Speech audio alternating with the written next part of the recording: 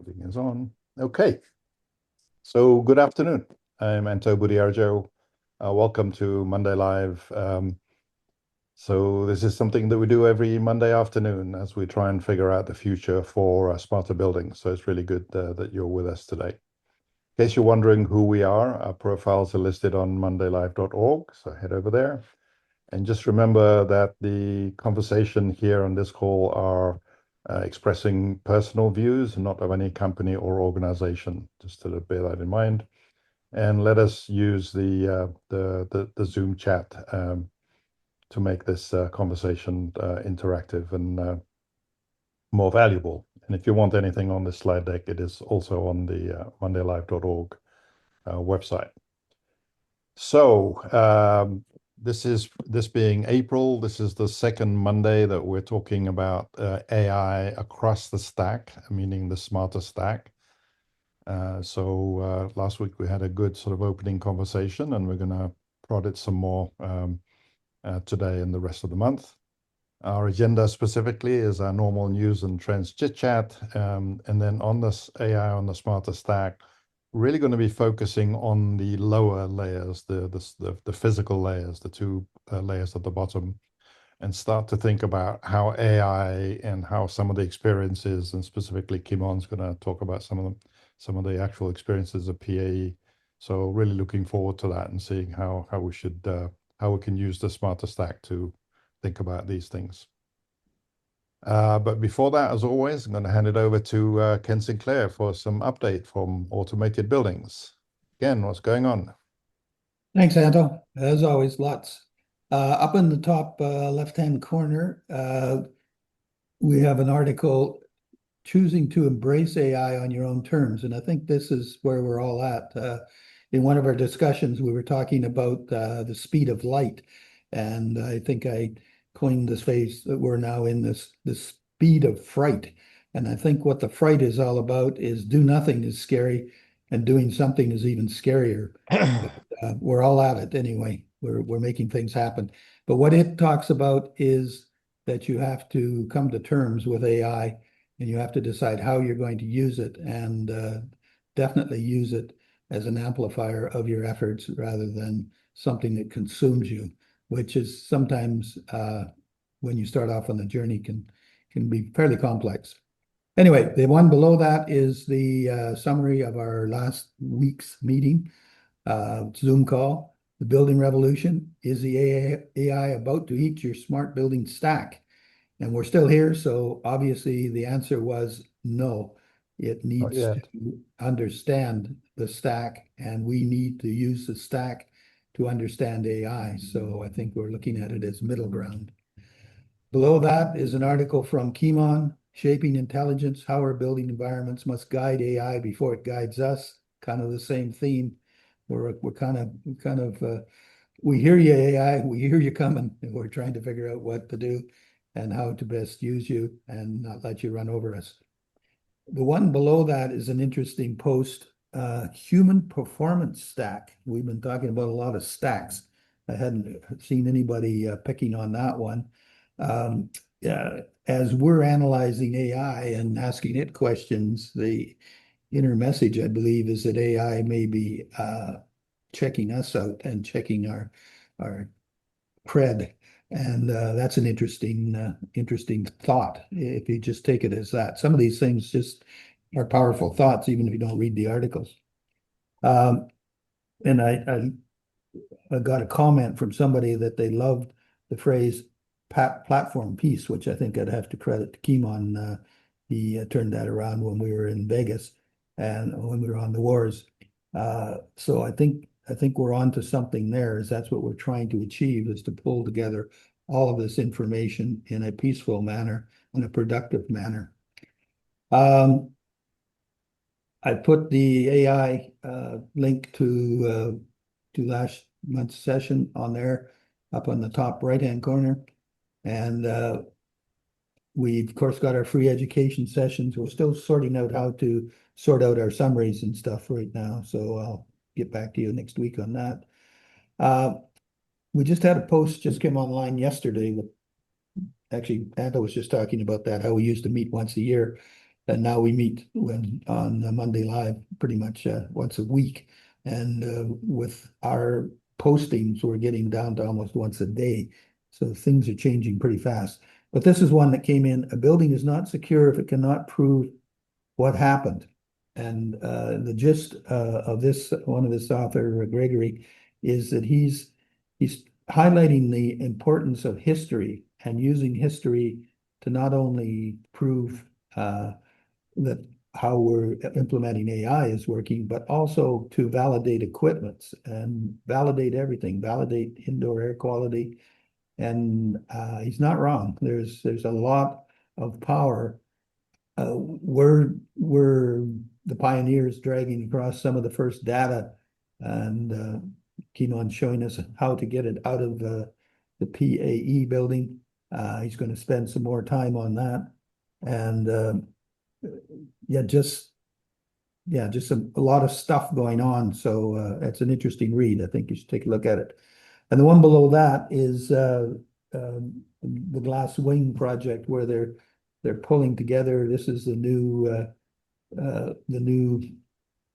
Mythos. quad. So how do you say it?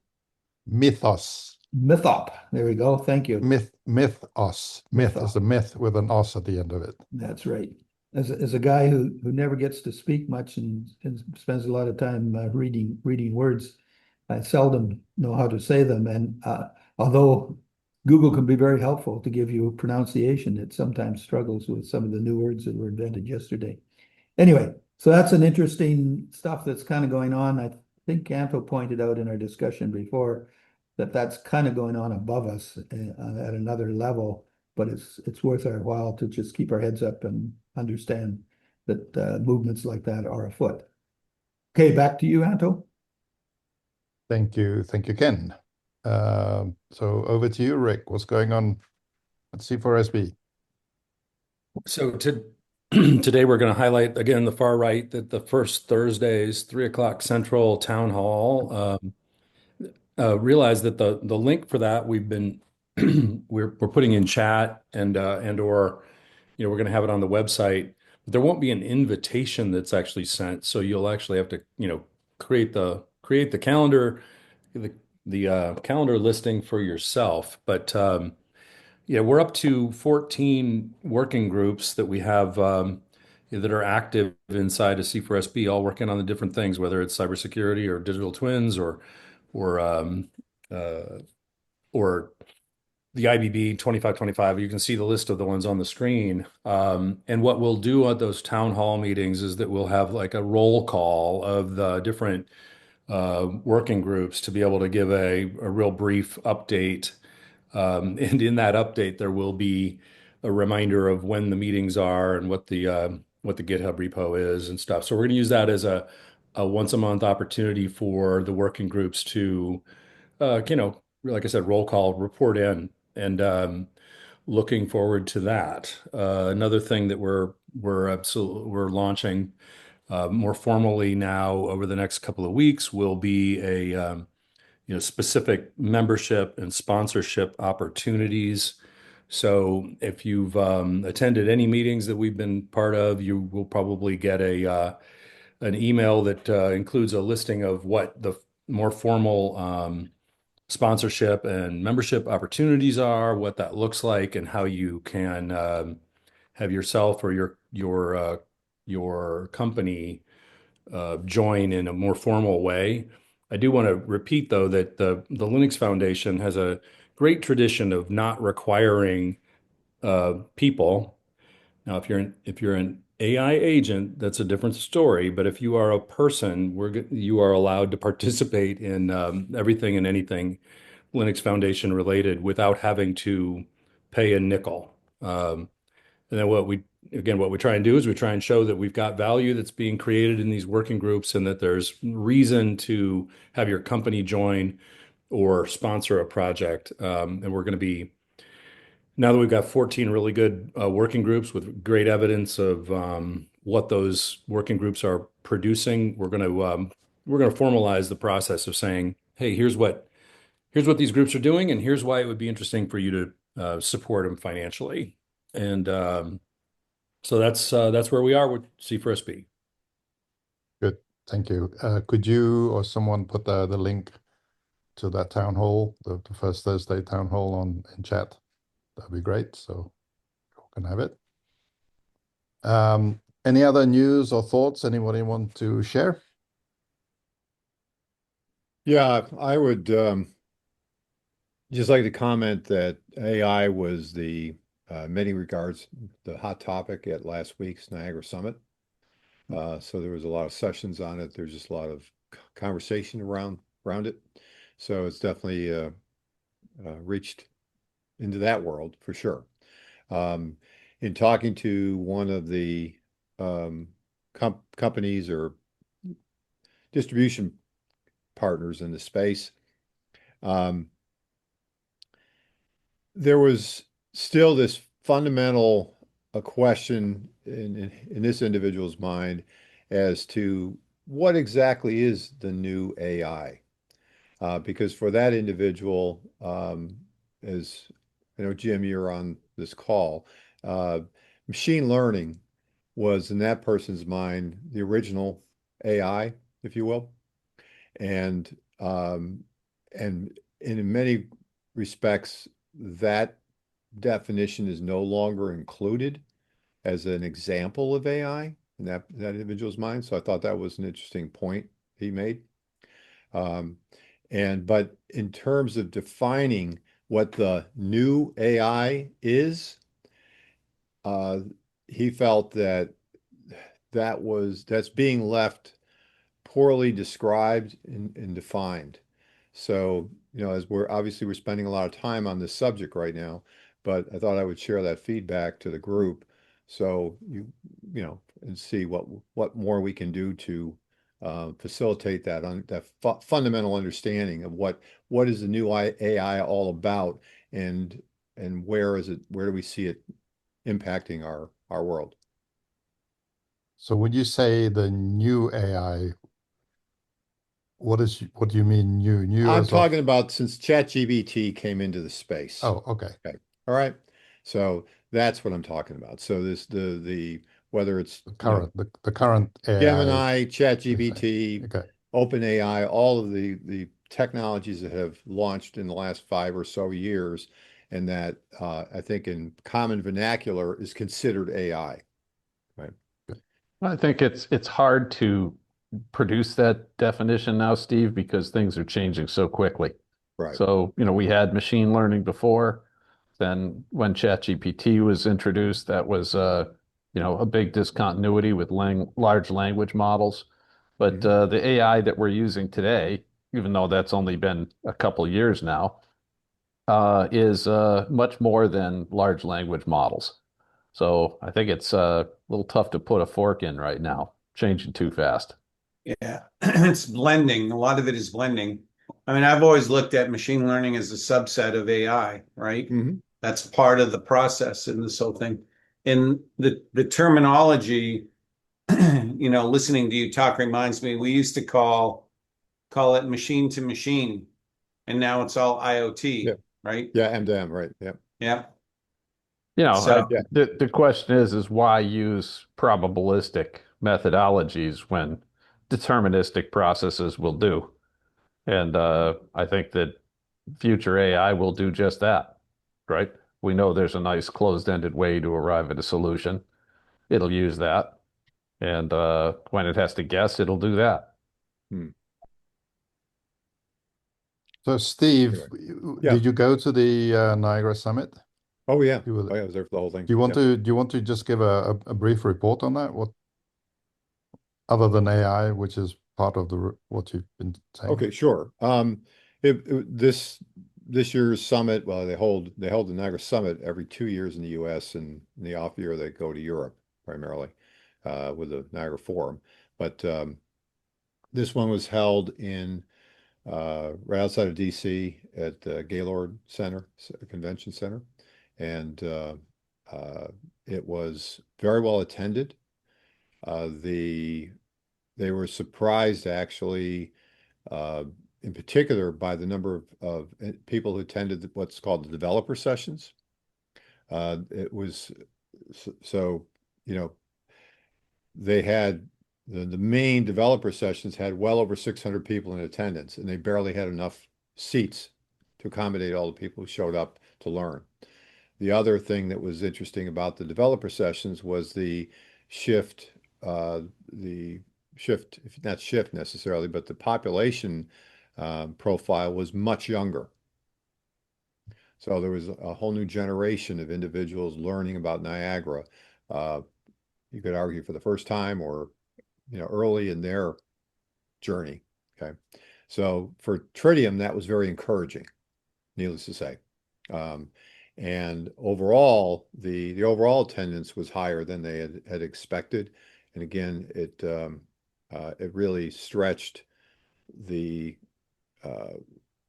their ability to put everybody in a room at the same time.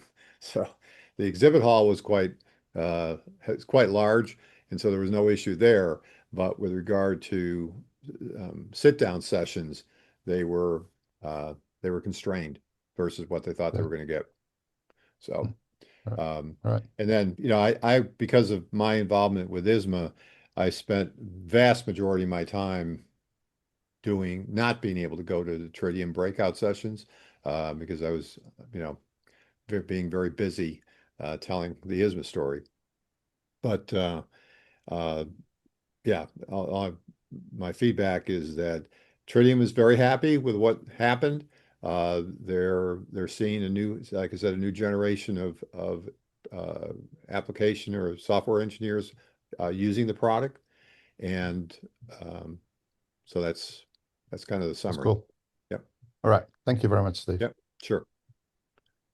Okay, let us move on to the topic of today, which is AI across the stack. Just recounting, last week we went through and reintroduced the smarter stack, which is really this thing. I went through a number of slides. If you want to see a little bit more about this link here is stack.mondaylive.org. Will actually take you through the slide deck that I went through last week. It also gives you an opportunity of getting your own smarter stack template so you can create slides. So that's just there for your reference. We talked about the sort of the generality of AI and the smarter stack last week. And there were sort of two views that I think was sort of memorable. One is the view that AI is really at the top of the stack and the sort of the purpose side of things as the brain. So that's kind of one way to think about that, with everything else being a peripheral effectively to that, just like our body. One way of looking at that. The other way of looking at that is really that AI is really everywhere, all the way up and down, and the AI has a role everywhere. So the truth is probably somewhere in between, or a combination of the two. I don't think we need to get to an answer this very minute. But what we want to focus on today is the two lower layers, the physical and system layers. And I'm going to hand the mic over to Kimon now, who is going to talk about a little bit of what they have been doing at the PAE project. And it really relates around how they have been exposing the physical layer and the system layer information and be able to use it in different ways. So I have the slides, so Kimon. Great. You might want to do a quick refresh. I updated one of the slides, but Okay. yeah, so last week when we started talking about this, or I guess it was a few weeks ago, it caught my interest. And I knew about it before, but when you started presenting it, I started saying, okay, how would we actually apply this to what we were already doing at the PA building? So this was a quick experiment to take what we've already done and see how the smarter stack could fit into here. But a couple of quick things, as we've talked about before, most buildings, they possess advanced systems and rich dashboards, but operationally, they do not know how they work together. The business rules of why do we have this piece of equipment here? Are we a hospital or are we a warehouse for the exact same piece of equipment, for example? And at the PA building a couple of weeks ago, we were able to produce what's called a turtle file, TTL file, that has 3,000 assets. It's a selected 3,000 assets subset from the building, but it produced 122,000 relationships. I'm this piece of equipment connected to the next. You'll see a little bit more of that next. In other words, it just explodes in complexity, but they're all important pieces of information.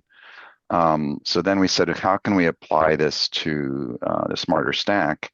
Because the smarter stack gives you the business rules, the logic, and everything else that we talked about. So I'm trying to kind of dissect it here. Some of these there might be mistakes here. In fact, we've already started chatting about some of the wording here, but it was an interesting exercise for me because I absorbed what was talked about last week. I was taking notes and putting things down, and I started shooting some things through AI to say, well, try and figure this out. And it kind of started coming up with other ideas relating to what was already produced before. So let's just walk through this. So this is all an exploration. There might be things that are wrong here, but it's to open up the discussion. Any comments or questions, or we can go ahead? Yeah, go for it. So Okay. this is obviously the stack from the bottom up, if you're just using the colors, physical, system, data, and you've put context effectively where we have orchestration, which is kind of sort of a good way of thinking about it, because that's where context gets used, and then action is stuff that happens above. Was that the intention of these things here? Yeah, and they kind of merge. It's kind of a semantic issue too. Yeah. Where's the boundary, which is actually okay, right? Because things overlap. But one thing I'd like to say, since we're talking about AI, everything we're talking about is good for AI, but it's also good for humans too. If AI can get to the information clearly, then it's obviously good for us as well too. So that's one litmus test. And the physical is really interesting for me because AI can obviously interact with the physical, but we still represent the physical world. AI can't go and touch things, even though in digital format, it could say I see things here and there, but we, the humans, are the ones that are setting the stage. And as engineers and architects and suppliers and vendors, we understand the physical world. That's the opportunity I see. So let's move on. I took the PAE building. I tried to focus on just 4 use cases, which were real, which actually happened as we were decomposing the building with PAE, understanding the logic of the systems in there. There are rooftop PV arrays, there are battery storage devices, there are electrical panels and meters, and there's automated actions that are happening. The systems existed, but they didn't exist as a whole. They weren't talking to each other because they were on different dashboards, different protocols. Even PA, the engineer in the building, couldn't see one dashboard next to the other unless they ran to different views of it and then trying to connect the dots. So our first task was to kind of get that under control in relation to the physical, which then I'll walk through next. That's basically, I'll just focus on those 4. There's a ton of other use cases, but I think focusing on some specifics helps kind of test the story and the stack and see if it makes sense. Let's move on to the next one. So when I posted this a couple hours ago, Anto, you noted that the operational one maybe had an error on the management, but this was an interpretation of everything that I took notes on, and then the AI kind of reading into the slides and then looking into what we did with PAE. But I kind of interpreted it like this for today's kind of discussion about where these things land. That I'm going to show you the use cases next in relation to And the stack. comment and the comment that I made to Kimon was that the intent of operation is really all of the activities, all of the things that's needed for the daily operation of the building. So things like facility management, visitor systems, just the thermostats are all things that get used every day on a sort of operation for the building to be operated properly. And while real-time energy it could be deemed to be part of that, I didn't think it was the best example of operation. That was my only comment. Yeah, and that's great. And I think that kind of specificity as we're testing, whether it's about the smarter stack or about the larger context of the semantic model and the definitions, when you get very specific and precise and try and point to something in the actual project and the actual building, then you get the semantics and the meaning of it agreed upon, then you can actually act on it. Otherwise, it becomes just kind of theoretical, which is also important too. But in our work with PA, we're trying to actually find the things that are connected to things that do things that have rules associated with them. So let's go on. And the opportunity, as we've been talking, is if we can identify a process and a method, we can scale it. It's obviously not just about one building.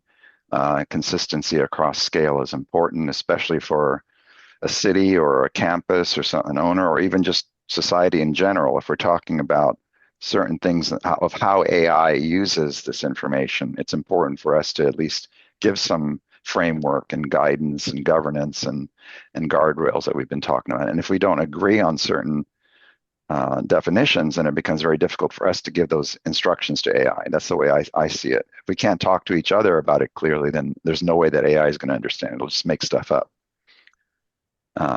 Okay, so let's move on. Yeah, just reading Brian's comment in chat. Yeah, I agree with that. He's saying that going back to the operations and the fact that we're mentioning real time suggests that that's not really operations. Suggests it's an application that's actually doing something in real time. I think that's my interpretation of his thing. Yeah. Well, there's two parts to that, which is interesting to me. There's the actual application that's doing something with the real-time data, but then there's also the actual thing that it's reporting. If we kind of decouple the application. That's why we separated. That's why we put those two in two different layers, because they are two different things. Yeah, exactly. Yeah. Because the intent was in PA as well too. You see the real-time data and you have the app that reads it, but we wanted to decompose the app from the data to be able to read that exact same data in any app that comes along, which is critical, which is why they couldn't see things together, because they were stuck in one silo of that app looking at the real-time data and another app, which is the next slide actually, which I'll walk through those use cases. So then this was AI generated. I went through quite a few iterations, so I had to do quite a bit of prompting and getting things in order. And the graphics are a little bit wonky sometimes, but it's kind of interesting that it actually got this far. So I'm going to focus on 4 scenarios, which are written around the outside. You see 1, 2, 3, 4. These are actual things that we ran into in the PA building as we were working through it over the last 6, 7, 8 months. And one was the utility rule, which we had no idea this existed in Portland. They have PVs on the roof, and if they produce too much energy, producing energy to run the building is one thing. If they have too much, they can push it back out to the grid, which is great. But they get penalized when they push too much to the grid, and if it happens too fast, they get penalized. And they had quite a few scenarios where they said in Portland it could be cloudy, and all of a sudden 10 minutes later it's sunny, and then you can't catch it fast enough that it's pushing too much energy back to the grid, and they get dinged. So that's a real world use case of an owner getting dinged on the data that they're producing in their smart building that supposedly has all these smarts built into it. So we said, if we can see that data, then we can start setting up, that's a business rule, right? Which I think is coming from the stack, an operational rule of the purpose or whatever that says, don't do this. So that's one use case. The other one was, when we finally saw the PV batteries on the roof producing data, there were 2 charts, the east facing and the west facing. And the way the PVs on the roof they're east and west facing, so they pick up the morning sun and the afternoon sun. Great. Roof is covered with these things. The original business rule is we want east and west reporting to a different dashboard so we can see what's going on morning and afternoon. In fact, I think my team actually was the first one that saw it. When we saw the data in the model, the actual charts, they were parallel. We saw parallel lines exactly matching each other. We go, what's going on here? If it's morning and afternoon, that doesn't make sense. We talked to the engineers and absolutely, it shouldn't be like that. Come to find out that the installer did not split them between east and west, it split it in the other direction. And then they just found that out by looking at the chart. So all of a sudden that business rule and the effort to do that is out the window. Obviously it's not the end of the world, but it's kind of interesting use case that the physical has to be connected to the business, has to be connected to the implementation, has to be connected to the charts to be able to see what's really going on to make use out of it. Scenario 3, that's actually the orientation one that I just talked about. And the graphic is not correct here. It should look more like a tent up on the roof where it's east and west. And then scenario 4 was the battery threshold, number 4 down at the bottom. So we said, once we saw the batteries reporting how much energy they have left, and we have the digital twin of the building, and we have the work orders running in the building, we can set up a rule that says if battery goes to 15%, send an alert or call up somebody or do something else, so that business rule that starts interacting. And we actually implemented that very early on. As soon as we started seeing this data, it was like months before we even had the RDF. In fact, we started triggering these kind of things. So these 4 examples, I said, okay, In the middle there, the blue lines that you see are a representation of what the RDF triplets, as we call them, the relationships, and the ASHRAE 223P says that if I have a battery connected to a PV, I want to be reporting this. It's all the back and forth communication that happens between systems. And then I just conceptually tried to say on the right side, if we had the smarter building stack, then you could say, if I don't have a physical asset or a physical model or the context, I won't be able to even understand these triggers because you'll just have random data, say battery and PVs and whatever. But as soon as you relate it to the building and you know that building's in Portland, the utilities have certain rules, that's when you actually get meaning out of it and you can have that conversation. So the smarter stack was intriguing to me because you could have a very specific conversation and say, have you located the PVs on the roof in the right orientation, and have you split them into different charts so I can see that engineering rule that we spent a lot of time designing, but it got lost at the end of construction, right? And this happens over and over again in buildings because once it's in place, the meaning and the reason gets lost, which means the smarter building stack, what's the operational rules, how much data, all that stuff gets lost. And if you combine the smarter stack with the physical relationship and the ASHRAE 223 RDF, then you have two graphs that can be talking to each other. So imagine taking this entire building and saying it's no longer in Portland, it's in Juneau, Alaska, the exact same building. It would have a different relationship with the business rules and everything else that happens in the building, even though everything else could be exactly the same. Let's imagine absolutely the same systems, absolutely the same everything, different business rules. So from a total cost of ownership, for example, if an owner has a lot of buildings and portfolios, they need to get down to this granular level of information to be able to even have that conversation and get total anything out of it, which is an opportunity for this whole ecosystem if we do this. And it doesn't have to start super complex. Even simple, these four things are pretty simple, but if they get lost in the cloud, then nothing gets tracked, which is what we saw coming into the PAE building. There's so much of this kind of stuff happening. This is just four small examples.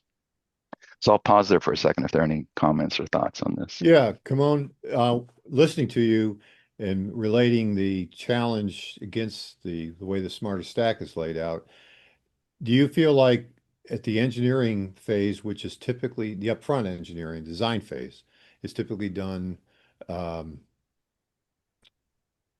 up front and is associated predominantly with the physical aspect of the building? Okay. Do you feel like there is adequate engineering specification, I guess, at that level that would incorporate the issues you're talking about, the local issues about how things are supposed to be run specific to that site? And if it's not at the physical level, where should it be specified? And who would be in charge of writing that spec language? Mhm. Yeah, so there are certain things that are associated with the physical. It's easy to point to an air handling unit and say, here are the performance characteristics of this air handling unit. Mm-hmm.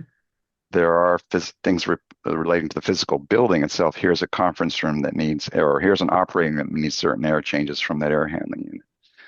The business rules of I'm a hospital, I need certain kind of air changes in order to save the patient that's getting an operation here of this type. That's a business rule that's related to the physical, but it's not. That's where the smarter stack kind of concept, I think, comes in. And actually, even an ASHRAE, that you can embed it in the relationships between things. If I'm let's see, what's a good example? A cooktop, a gas cooktop. Mm-hmm. Can I hook up a water hose to it and fire up the gas? They look like they might fit. Well, no, you can't, because there's a rule there that says you can't do that. And that goes all the way up to the building, whatever. So I think it's kind of a physical and a non-physical layer that combines itself, and the business rules can transcend a single building and be the whole portfolio. I have hospitals on the West Coast, and these are the rules that I have. So, and those engineering rules are inherently in the building. When you engineer and design it, engineers and architects and participants are thinking through these things.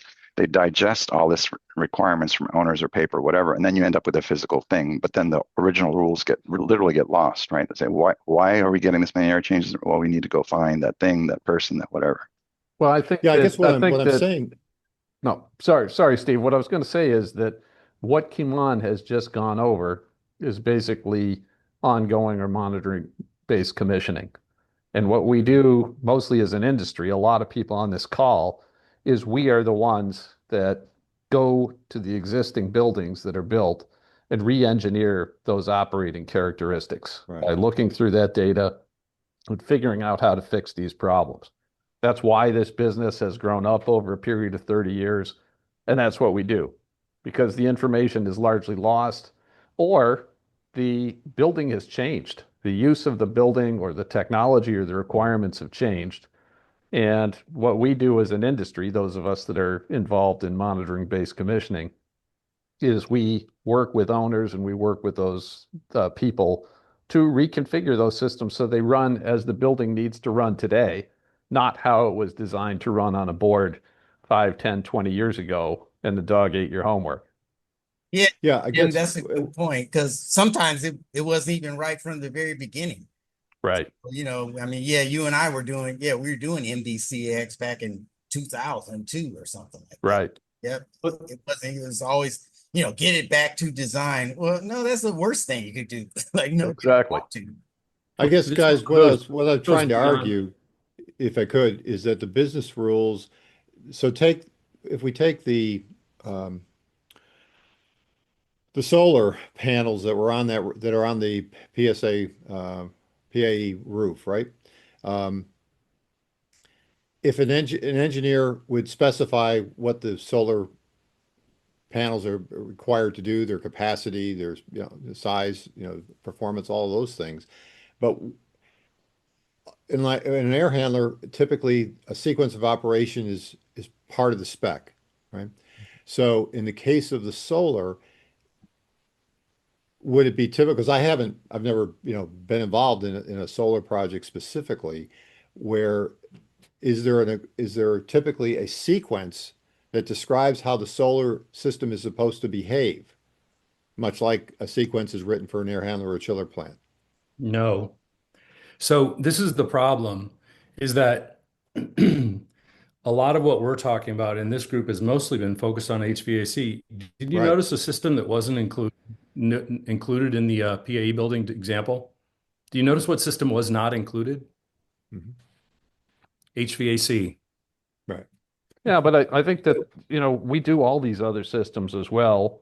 Who? And Rick, I But- mean, Well, but who? the key That's what here Steve- is that I think the key that I have to mention is that the people that design this stuff, it's designed in isolation. And the guys that are actually really implementing those sequences are the guys on the upside down bucket. So you have But there was no upside down bucket, and that's what I'm trying to. I just wanted. I'm sorry to No, go interrupt, ahead. but it's. No, go ahead, Rick. But see, this building was designed, to your point, in silos by somebody who was a vendor that was responsible for the batteries. It's a room full of batteries. I mean, it's not a little small battery. By the lighting contractor. The lighting contractor designed the lighting system. The electrical contractor designed how the submetering was going to work. And there was no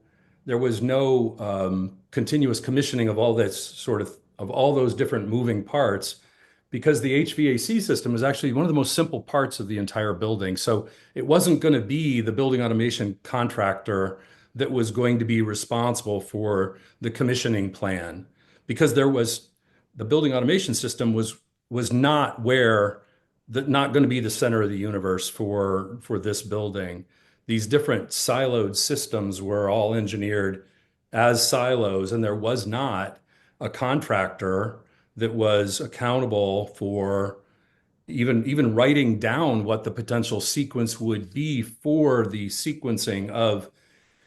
See, the solar panels are charging the batteries, then the batteries run the HVAC and they run the lighting and they run everything else. And then when they have extra or can forecast they have extra, they put it back out onto yet another system, which is the grid interconnect system, which we haven't talked about. We actually are. I mean, isn't this what an MSI is supposed to Yeah, do? exactly, Jim. That's what I was going to. I was going to say just that. I was going to say too. Yeah, and let's take a more common. Let's just take a more common sequence. So, what's the first thing that we've been doing to save energy is lighting retrofits, right? Mhm. What does that? you're delamping the area, so you're removing watts per square foot. So you've just changed the dynamic of the HVAC system because now you're overcooling, oversupplying air. So who's the person that gets that back? It's the MBCX person that goes in there and says, no, this has changed because you've delamped this area. You've taken away half the heat out of the space. So And it that's sounds more, like what that happens all the time. But what you're describing is there was supposed to be a role that was spec'd for a MSI, but see MSIs, what is their core? What's their core focus usually? HVAC Right. and sequence of operations. Hmm. And so that's why the responsibility was not given to the HVAC contractor to be the person who followed all the holy cow, the lighting system is not anywhere near what the spec described it was supposed to be, not even close. So who was supposed to be that master integrator, given the fact that the HVAC, Rick, didn't want to put Brian the Turner control. just weighed in and said MSIs are not HVAC only, and I agree with him. The better ones really do cross domains effectively. So And most of them use one particular brand of product to do their systems integration, right? yeah, I agree with that part, but that doesn't mean they don't have the wherewithal and the expertise to look at lighting, to look at elevators, to look at solar and batteries. All fire and life safety. That's the world a good MSI lives in. Is they can cross domains. Yeah. Actually, I have a question here. I'm not obviously an MSI or I don't know commissioning. I know enough of it. But last Friday on the C4SB call, we had a presentation from Siemens on the KNX system, and they were talking about interacting with equipment and doing commissioning and balancing, whatever.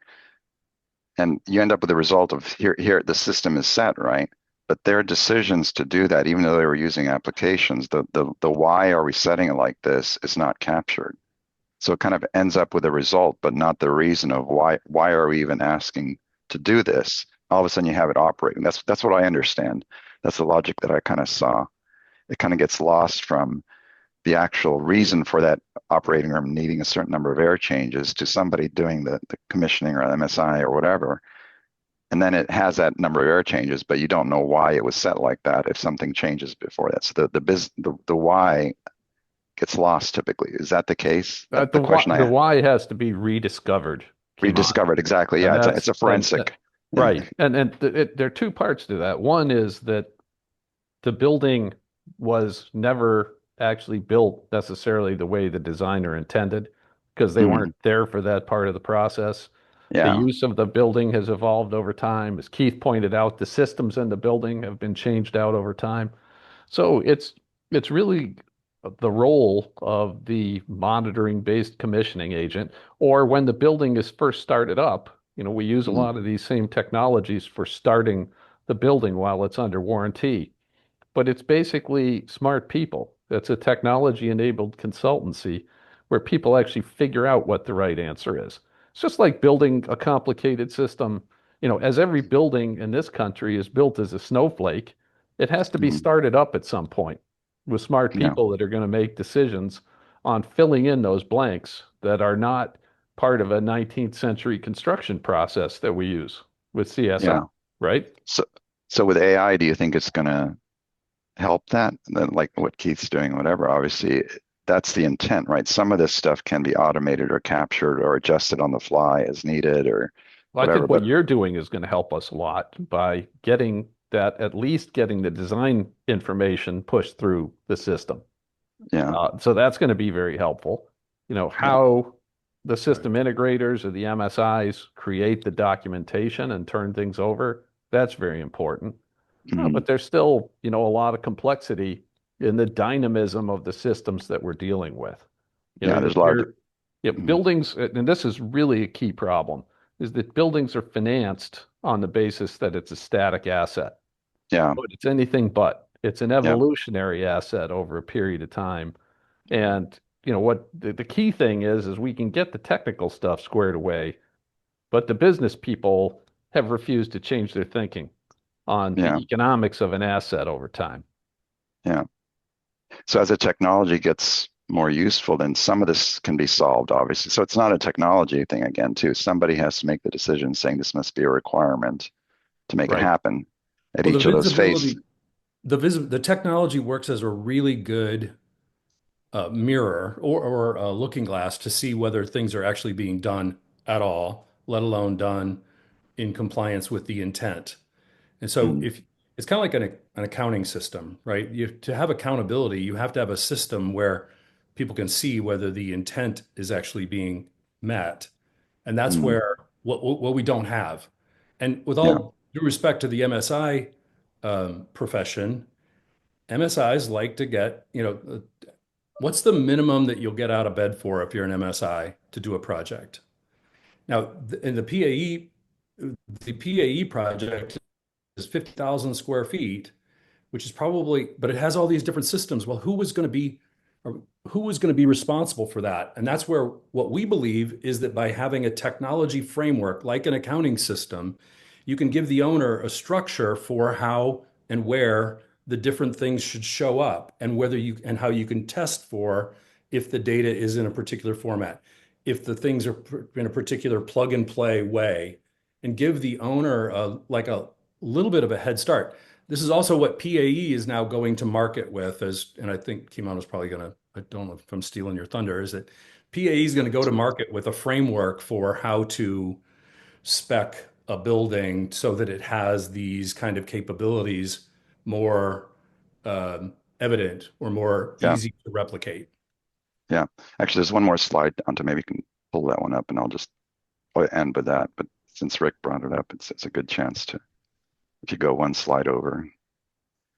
Yeah, so this is the actual PAE building. This is the first time I've shown this slide, but these are the 122,000 triplets. These are 3,000 assets in the building, and the relationship balloons this much, which means if you have it in a format like this, then it's not meant to be read as a graphic on the right. That's essentially what AI can query and say, how is that PV connected to that battery, and what is the relationship between that? And I'm thinking that I know that the business rules can be added as another RDF on top of that. If you had another cloud like this that says, here are all the business rules. And then what PA is doing too, on the left side, you see the actual model, the Revit first into Cloud BIM, and then the semantic bridge that we've been presenting. But the semantic bridge, for example, when you connect those two pieces, it doesn't allow you to connect a water line to a gas line, for example. I'm being extreme here, but essentially those lines have rules in them, which means you can start automating the checking and the requirement as this data starts coming in. It's not just isolated blocks of things, but the relationship between them can be locked down with rules, with whatever kind of standard you want to put into it. And then that turns into the physical at the bottom, which means that out of these 122,000 things, you can point to something in the model, the physical, and say, this thing is connected to this thing, and it should be performing like this. Is this correct? And there are going to be errors there because things get missed during engineering and design. And because you can see the relationship, then you can start getting cleaning up the logic and say, okay, this wiring was missed here, and the relationship was missed, let's add it. And as the semantic model starts getting built up on the right, then you can start querying the physical to the semantic model, the knowledge graph, and get a more consistent response back versus having AI kind of guess these things are connected, which is the status quo pretty much is, I have a panel, I have an air handling unit. Well, probably panel 1 is connected to air handling unit 1. Well, the reality is somebody wired it, some engineer actually made that decision, but it wasn't captured in a format that could make its way all the way there. So now with PA, we're saying at least get that ID matched up. So when it ends up on the other side, then you have the knowledge graph and the physical model related to the real world that you can query and ask questions to, or have other machines do things with it as well. Does that make sense? Which enables AI to use it with precision. Kimon, what you're speaking of is actually a large component of the AI process. You're talking about ground truth labeling. That's what you're talking about. Exactly, yes. How does Yeah. AI know what a dog and a cat is? Because the humans label the drawings and says this a million cats, there's a million dogs. You're talking about ground truth label. Yep, exactly.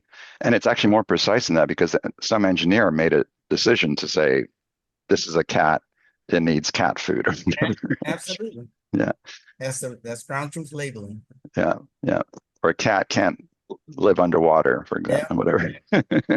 yeah.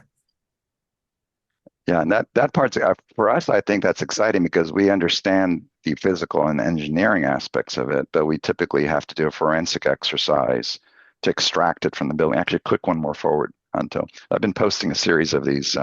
The next slide is just, yeah. So I've been posting like a crime scene map. We have to go in, and when something happens, we have to connect the dots with lines and say, well, this is probably connected to that caused this fire. So the RDF can be almost described as kind of a AI driven or AI ready crime scene map that you don't have to do the forensic exercise on, and it's ready to go to query against to get the answers and act on. Yeah, and Keith's point about like a ground truth labeling or whatever the logic is or whatever the phrasing you want to use, everything goes into this RDF. And so everything is going into, so we now have a place for all of that. So whether it's the notes from the charrette when they first decided that they wanted to do the major new wing at the hospital, or it's the original back of the napkin sketch of whatever, all of that stuff can be captured. And there's now a place for it to go. And that place is RDF, which is AI queryable. So the ability to ask a simple question of, hey, is this building doing at all what they imagined back when they did the charrette 5 years ago or 15 years ago? You could actually ask AI that because all of the different components have been included in the graph, all the different data, all the different recordings, and let alone ask, is the fan coil operating the way it should be according to a specification that was on page 121 of the mechanical drawings? So that's where that graph of 122,000 triples is just the beginning. That does not have most of the data. The charrette data is not in there. The updated information from many of the systems is not in there. Maintenance expectations and requirements are not in there. But where's all that stuff going to go? It's going to go into the knowledge graph. It's going to be put into machine readable RDF or similar AI enabled graphs. And that's what's exciting is the 122,000 is probably the tip of the iceberg relative to the graph of what will be. It is. And if they'd done try. Kimon, what would the graph have looked like if they had done the Revit file right? Well, that actually is coming from their updated Revit file, partially. We didn't Okay. have that before, but that's already showing the movement that we started putting semantic classes in there, for example. Some very simple kind of tags start associating things in the right place. And then we added more when we saw it was not everything can be in Revit too, by the way. There's a lot of things you can't put in Revit, which is the other mistake that people think, oh, you can put everything in Revit. Yeah, you can put a lot, but so you need the context. You need some structure there, quite a bit of structure, but not a lot of complexity. But yeah, if this was a larger building, it'd just explode. But it doesn't have to be all in one RDF. That's the beauty of this. You can say, well, I have one RDF for assets and I have another RDF for cybersecurity. That's another topic that we've been talking about. It's just another business rule. So it becomes a source of data for the comprehensive AI model. So the hair starts standing up on the back of my neck when we start talking about we're going to build a structure for AI to use because that's in the cloud. I got information real time. I got NOAA weather station. So this is a source of data. It is not the model that the AI is going to be using. Yeah. Yeah. It could say, go get the real-time data for weather somewhere else. You got all this stuff in there, but that's not the AI is not going to run off of that. Yeah. So we need to bring it back to smarter stack. Because really what we've been talking about is in many ways the surfacing of the information in the physical and the systems layer up to the other layers. Really everything that we've talked about is really about that vertical movement. Is that everybody agree on that? Yes, agreed. Mm-hmm. And getting back to talking about the stack, the value of the stack, how you use the stack, kind of like, okay, so what? Well, I sometimes I think that the stack may need to be remapped. I was saying stack and mapped at the same time. I'm It's a sorry. better name, smack. Map. It's a smack. So yeah, I think that the smarter stack is useful in helping understand where that there are multiple different things to be thought of relative to how a building is working. Thinking about it through the lens of AI starts to make you think about the stack differently. That's what I was meaning to say, is that um, but the fact of trying to get the systems to where they can be seen wherever they are in the stack, whatever this that AI can get to them. And so what Keith just described as this is not the model, well, this is the model of the systems that are in the building and of anything and everything, hopefully, that's related to the building would be in these graphs. Now, the graphs aren't a model, the graphs are graphs. And I'm just getting, specific on or picky on the language, I guess. But the AI model also is not always just in the cloud, except for we're going to talk about the AI models as people know them right now. So I'm like, I don't know if the smarter stack helps to clarify that sort of statement or that sort of or if it adds clarity or confusion to the wait a minute, where is the AI?